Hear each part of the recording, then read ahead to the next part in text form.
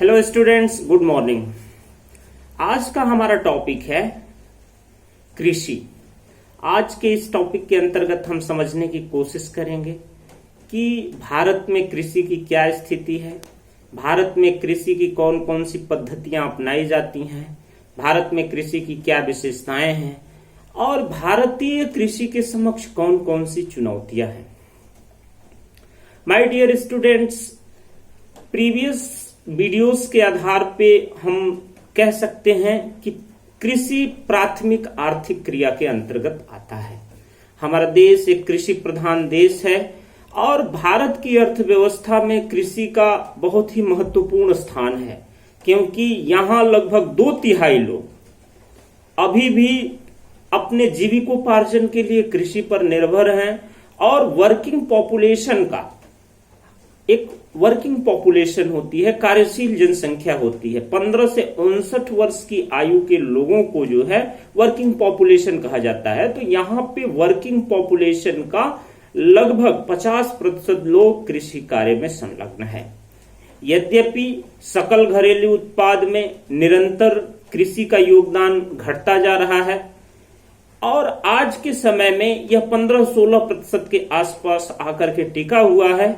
भारतीय अर्थव्यवस्था में कृषि क्षेत्र, उद्योग क्षेत्र या विनिर्माण क्षेत्र और सेवा क्षेत्र का योगदान निरंतर परिवर्तित होता रहा है। आज के समय में सेवा क्षेत्र का योगदान 50% से अधिक है, उद्योग क्षेत्र उससे कम है और कृषि क्षेत्र आज के डेट में 15-16% के आसपास चल रहा है। तो अगर सकल घरेलू उत्पाद में कंट्रीब्यूशन के पॉइंट ऑफ व्यू से देखें तो यद्यपि कृषि की भूमिका उतनी महत्वपूर्ण नहीं लगती है, लेकिन भारतीय जनसंख्या का एक विशाल भाग आज भी कृषि कार्य में संलग्न है। आप कल्पना कर सकते हैं कि भारत की 2/3 जनसंख्या की जीविका का मुख्य आधार कृषि है। इस नजरिए से हम कृषि को समझ सकते हैं। इसके अतिरिक्त कृषि की महत्ता इस बात में है कि कृषि के माध्यम से ही हमें जो है भोजन की प्राप्ति होती है और इसके अतिरिक्त विभिन्न उद्योगों के लिए कच्चा माल हमें कृषि से ही प्राप्त होता है। बहुत सारे ऐसे उद्योग हैं जो कृषि पर आधारित हैं, जैसे चीनी उद्योग है, जूट उद्योग है और बहुत सारे उद्योग हैं जो कृषि पर आधारित हैं। चाय उद्योग है, कॉफी उद्योग है, रबर उद्योग है, बहुत सारे उद्योग कृषि पर आधारित हैं। तो विभिन्न प्रकार के उद्योगों के लिए कच्चा माल भी कृषि से ही प्राप्त होता है। इसके अतिरिक्त कृषि और उद्योग एक दूसरे पर अंतर संबंधित हैं, एक दूसरे से अंतर संबंधित। कहने का तात्पर्य क्या है कि कृषि की निर्भरता औद्योगिक क्षेत्र पर है और औद्योगिक क्षेत्र की निर्भरता कृषि पर है। कैसे हम समझेंगे कि भारतीय कृषि में उद्योगों से उत्पादित बहुत सारे यंत्रों, कृषि मशीनरी का उपयोग होता है जो कृषि को आधुनिकतम बनाता है, औद्योगिकृत बनाता है, मशीनीकृत बनाता है। तो अपने कई सारे इनपुट्स के लिए भारतीय कृषि उद्योगों पर निर्भर है। उद्योगों से ही कृषि को रासायनिक खाद की प्राप्ति होती है, विभिन्न प्रकार के कीटनाशक की प्राप्ति होती है और विभिन्न प्रकार के यंत्र एवं मशीनरी की प्राप्ति होती है। इसके अतिरिक्त औद्योगिक क्षेत्र को कृषि से कच्चा माल प्राप्त होता है और कृषि में ही जो है औद्योगिक क्षेत्र को बाजार प्राप्त होता है, क्योंकि उद्योगों से उत्पादित बहुत सारी वस्तुएं जो है कृषि क्षेत्र में ही जो है सप्लाई होती हैं, उनकी आपूर्ति की जाती है। इस तरह से कृषि क्षेत्र औद्योगिक क्षेत्र के लिए बाजार का कार्य करता है। अब हम समझने की कोशिश करेंगे कि भारत में कितने प्रकार की कृषि प्रणालियां प्रचलित रही हैं, कितने प्रकार की कृषि होती रही है या वर्तमान समय में कृषि की कौन कौन सी प्रणालियां भारत में प्रचलित हुए। तो पहली जो कृषि प्रणाली है वह है प्राथमिक कृषि प्रणाली, आदि कृषि प्रणाली, परंपरागत कृषि प्रणाली। प्राथमिक कृषि प्रणाली के अंतर्गत जो है अविकसित कृषि प्रणाली है, जिसमें मानव ने अपनी सभ्यता का पर्याप्त विकास नहीं किया था। कृषि से संबंधित बहुत सारी जो है क्रियाविधियों का आविष्कार नहीं हो सका था। और इस श्रेणी के अंतर्गत जो महत्वपूर्ण कृषि पद्धति आती है वह है झूमिंग कृषि या slash and burn agriculture, slash and burn farming. आज यह कृषि पद्धति विशेष रूप से जनजातीय क्षेत्रों में देखने को मिलती है। विशेष रूप से भारत के उत्तर पूर्वोत्तर क्षेत्र में, उन क्षेत्रों में जहां जनजातियां निवास करती हैं, वहां स्लैश एंड बर्न एग्रीकल्चर या झूमिंग कृषि का प्रचलन देखने को मिलता है। झूमिंग कृषि के अंतर्गत होता क्या है? झूमिंग कृषि के अंतर्गत होता है कि एक भूखंड को जला करके या अन्य तरीके से साफ कर लिया जाता है और उस पर कृषि की जाती है। कृषि में बहुत प्रारंभिक तकनीकों का प्रयोग किया जाता है, आदिम तकनीकों का प्रयोग किया जाता है, आधुनिकतम तकनीकों का प्रयोग नहीं किया जाता है। यहाँ पे रासायनिक खाद का प्रयोग नहीं किया जाता है, कीटनाशकों का प्रयोग नहीं किया जाता है, विभिन्न प्रकार के यंत्र एवं मशीनरी का प्रयोग नहीं किया जाता है। और जो कृषि औजार का प्रयोग किया भी जाता है वह बहुत परंपरागत होते हैं, बहुत आदिम होते हैं, बहुत प्राचीन होते हैं। वे सामान्यतया लकड़ी के बने होते हैं, उनके माध्यम से कृषि की जाती है, प्राकृतिक रूप से कृषि की जाती है। और कई साल, 2-3 साल कृषि करने के बाद जब उस भूखंड का उपजाऊपन समाप्त हो जाता है तो उसका परित्याग कर दिया जाता है और फिर दूसरा भूखंड तलाशा जाता है।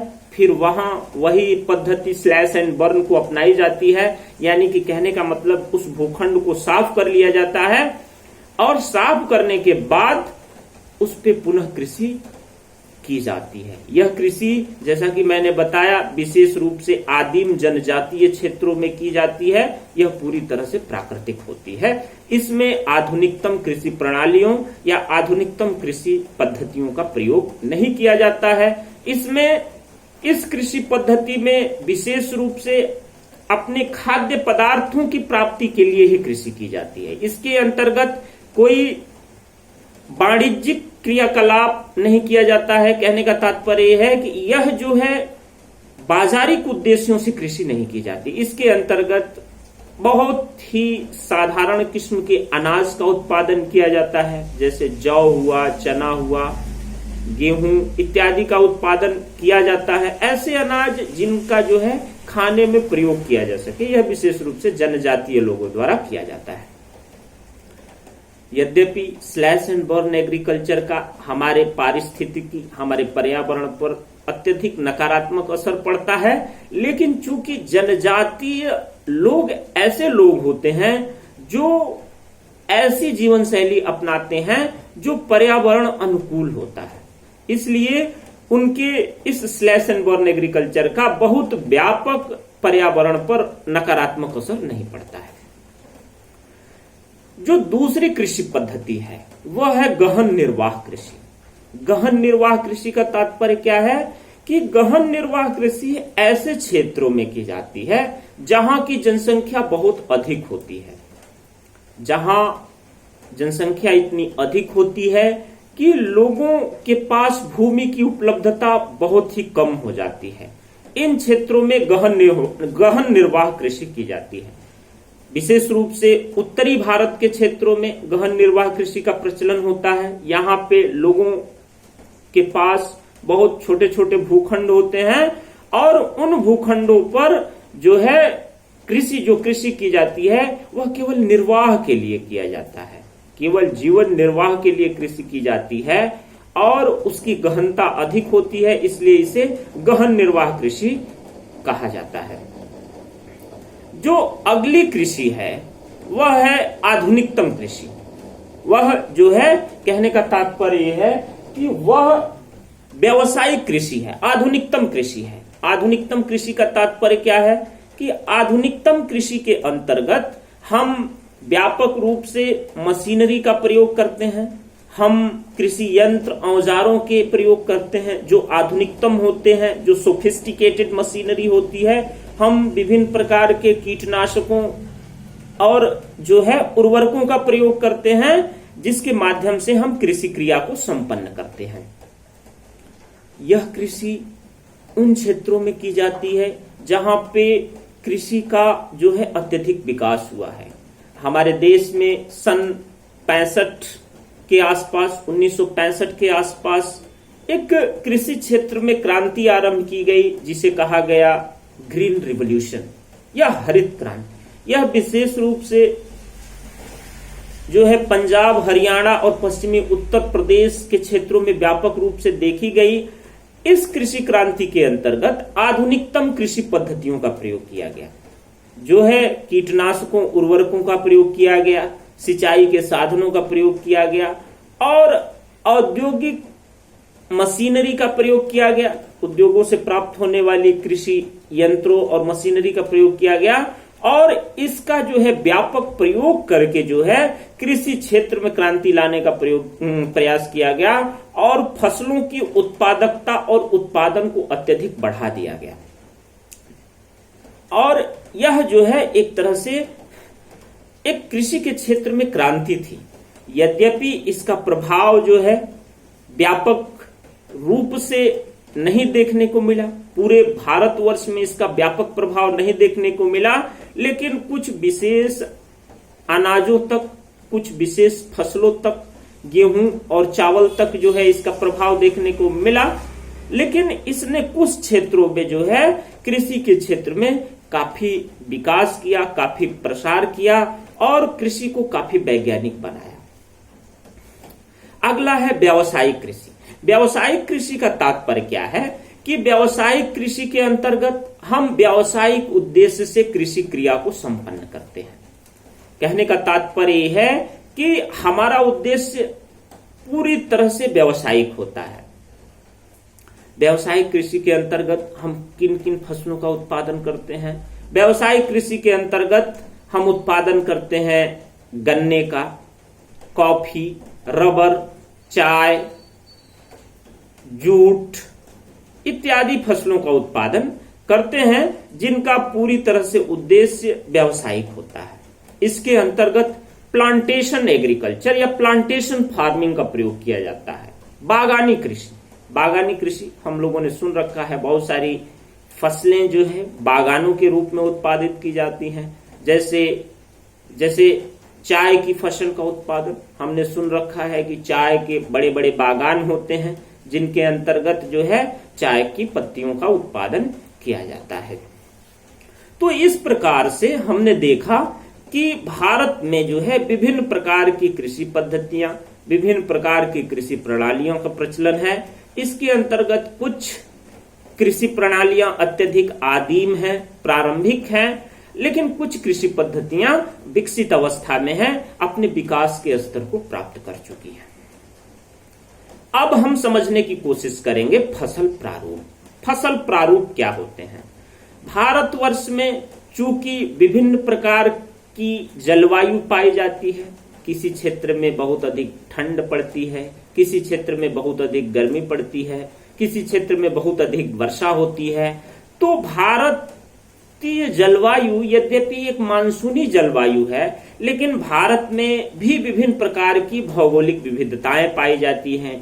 कहीं किसी प्रकार की मिट्टी पाई जाती है तो कहीं किसी प्रकार की मिट्टी पाई जाती है।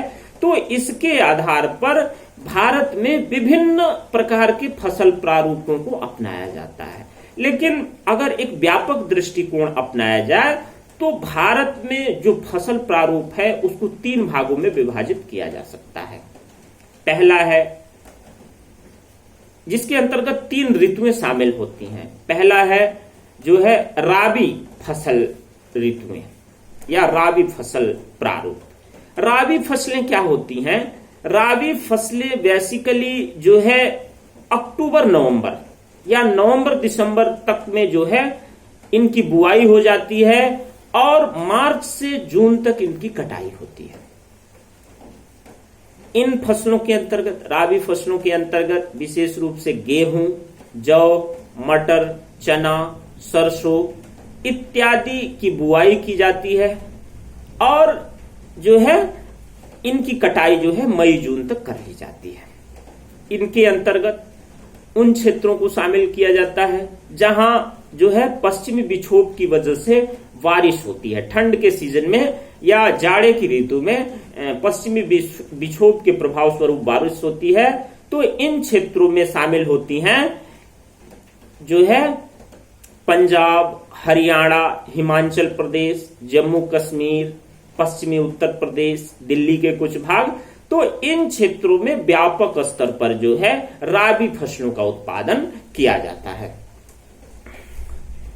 आज के समय में उत्तर प्रदेश और बिहार के क्षेत्रों में भी राबी फसलों का पर्याप्त स्तर पर उत्पादन किया जा रहा है। दूसरा फसल प्रारूप है खरीफ फसलें। खरीफ फसलों की बुआई मानसून ऋतु के आरंभ के साथ शुरू हो जाती है। कहने का तात्पर्य क्या है कि जून और जुलाई में जो है खरीफ फसलों की बुआई हो जाती है और सितंबर अक्टूबर तक खरीफ फसलों की कटाई हो जाती है। तो इन फसलों के अंतर्गत जो है धान की फसल, कपास, जूट, मूंगफली इत्यादि फसलों की बुआई की जाती है और इन फसलों के अंतर्गत शामिल होती हैं। और इनका जो है क्षेत्र है जैसे बिहार, पश्चिम बंगाल, असम, उत्तर प्रदेश के कुछ भाग और अन्य भागों में भी जो है आज के समय में सिंचाई पद्धतियों के विकास से जो है खरीफ फसलों का उत्पादन हो रहा है। जो तीसरा फसल प्रारूप है वह है जायद फसलें। जायद फसलें एक छोटी अवधि पे यानी कि खरीफ फसलों की कटाई के बाद और राबी फसलों की कटाई के बाद और खरीफ फसलों की बुआई के पहले जो बीच में 2 महीने का संक्षिप्त अवधि होती है उसी अवधि में जायद फसलों की बुआई होती है। जायद फसलों में शामिल होती हैं जैसे खरबूज हुआ, तरबूज, ककड़ी, विभिन्न प्रकार की सब्जियां इत्यादि को जो है जायद फसलों में शामिल किया जाता है। यह भी फसलें अपने आप में बेहद महत्वपूर्ण हैं और इनका भी भारतवर्ष में व्यापक स्तर पर उत्पादन होता है। डियर स्टूडेंट्स, इसका नोट्स मैंने जो है इसके पहले के भाग में दिया हुआ है। आप उस नोट्स को रिवाइज करेंगे और मेरे इस वीडियो को जो है लगातार देखते रहेंगे, जिसका लाभ आपकी आने वाली परीक्षाओं में मिलेगा। इस टॉपिक का अगला सेक्शन हम अगले वीडियो में कवर करेंगे। Thank you so much.